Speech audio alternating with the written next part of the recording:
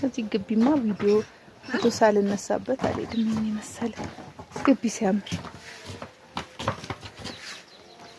መስማ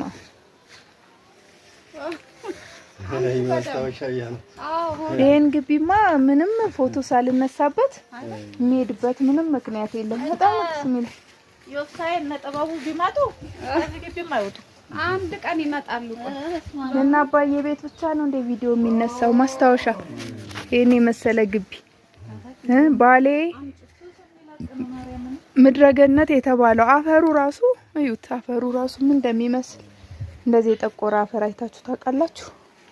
እንደዚህ ጥቁር አፈር የምር እስኪዩት፣ እዩት እስኪ ጥቁር አፈር ድብን ያለ ጥቁር ምድረገነት የተባለ ሀገር ባሌ ባሌ ባሌ ባሌ። እንግዲህ ተመልከቱ።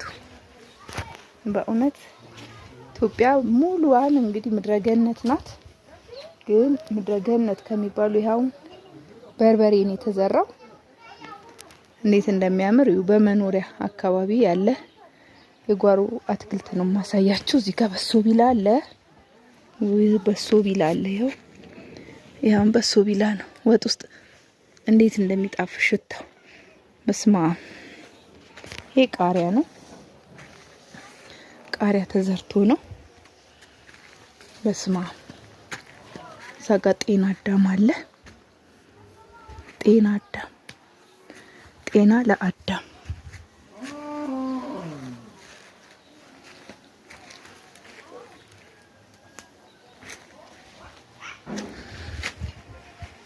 አረግ ናይ ጤና አዳምና በሶ ቢላ ስጭኝ። በሶ ቢላና ጤና አዳም ስጭን።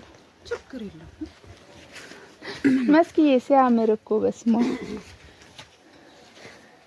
ጤና አዳም አፈሩ በጣም ነው የሚጠቁረው።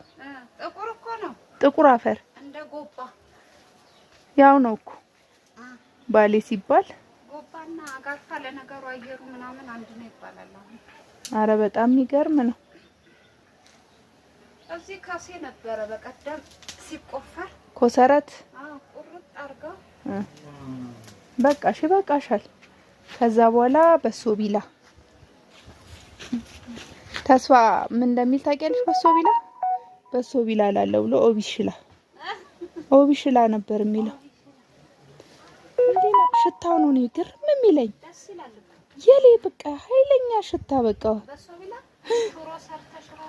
ና ትክክለኛ የከበደ ዘገየ ልጅ